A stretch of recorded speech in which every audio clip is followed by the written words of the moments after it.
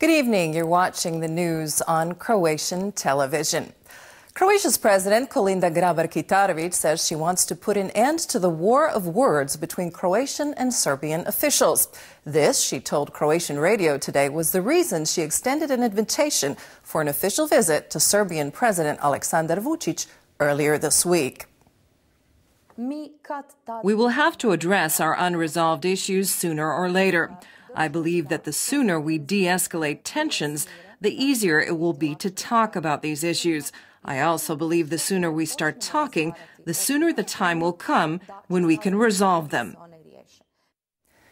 Economy Minister Martina Dahle met yesterday with the government-appointed crisis manager for Agrokor, Ante Ramljak, and a representative of Alex Partners, the firm hired as the lead restructuring consultant for the heavily indebted food and retail group. The meeting came on the heels of media reports that Agrokor was spending large sums of money on local consultants, subcontractors to Alex Partners. Dahle has dismissed the criticism, saying there was nothing unusual about the practice, given the complexity of the situation and the size of the company in question. What's happening here is the result of the fact that when Agrokor collapsed, many interest-based relationships that had been built up over the years collapsed along with it. This is a clumsy attempt to stop restructuring, to stop the transformation of Agrokor into a company that functions internally and externally as a fair market player. The Ministry of Defense has signed contracts with 26 Croatian manufacturers of military equipment, totaling more than 280 million kuna. Officials underscored that the contracts would not only benefit the country's defense industry, but the whole economy as well. In 2 months, we will sign contracts worth another 200 million kuna. This shows the commitment of the Ministry of Defense to the development of our defense industry. In 2018, we will sign contracts worth nearly 500 million kuna. It says something that we have sent a contingent of our soldiers to Afghanistan and more than 400 soldiers serving in missions around the world, all of them wearing uniforms and carrying gear made by Croatian manufacturers. It is certainly an opportunity to promote our defense industry. There were many manufacturers here today, and this is a way for us to promote Croatian exports. Prime Minister Andrej Plenković addressed the purchase of fighter planes for Croatia's Air Force today. Croatia is currently in the process of weighing the offers received in the tender, Plenković said, adding that the process was moving forward according to procedure. When everything is consolidated, we will make that decision. Croatia has exited the EU's excessive deficit procedure and has attained a sustainable rate of economic growth. These two steps signal that Croatia can now begin preparing the groundwork to introduce the euro, said Central Bank Governor Boris Vujčić today at a conference dedicated to the issue. As far as a date when Croatia will switch to the common currency, Vujčić said it was too early to tell. Prices will not rise significantly. That's been the experience of all the other countries that adopted the euro.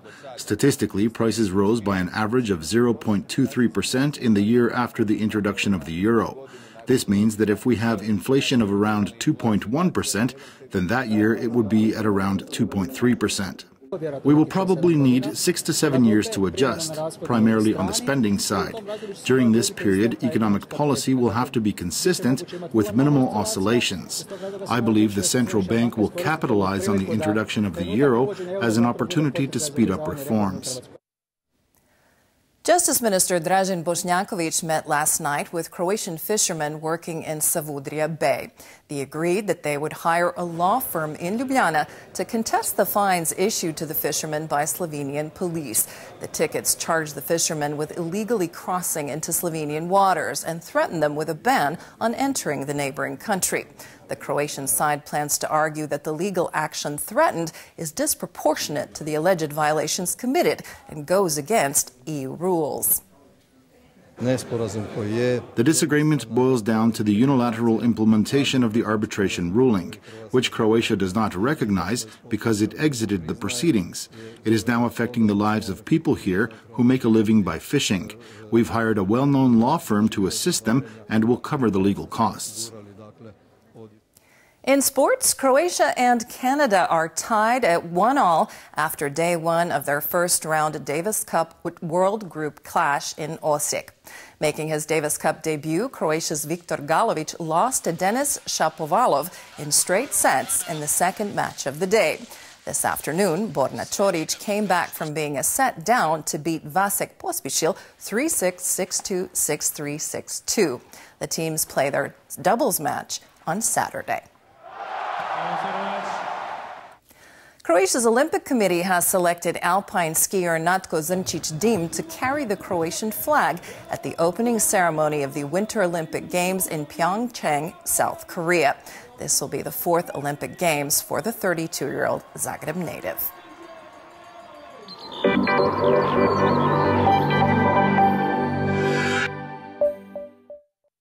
Tomorrow's forecast calls for mostly cloudy skies with sleet and snow in the interior and rain on the coast. Gorski Kotar could see more than 30 centimeters of snow. The east and the Adriatic can expect showers, which could be heavy in parts of Dalmatia. Temperatures will be significantly colder on the north coast, where high winds could carry some snow flurries. There will be a high south-southwesterly wind in Dalmatia and a northeasterly on the north coast. Gusts could reach gale force in the Velebit area. Morning lows will range from -2 to +3 in the interior. On the coast, lows of 3 to 7 in the north and from 8 to 12 in Dalmatia. Daytime temperatures will not differ much from the mornings. It will be between -1 degree and +4 in the interior, between 5 and 9 on the north coast, and between 10 and 15 in the south. The precipitation will taper off by Sunday morning in the interior and skies will clear.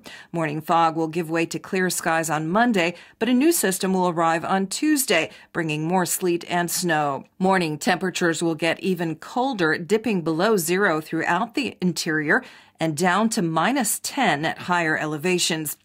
Daytime temperatures will be around average for this time of year. On the coast, partly cloudy skies are expected on Sunday, but the south can still count on some morning rain. Monday will bring variable, mostly cloudy weather, while Tuesday will be wet. Northeasterly and northwesterly winds will fall and shift to a southeasterly, but northeasterly winds will rise again on Tuesday. Temperatures in Dalmatia will also be colder.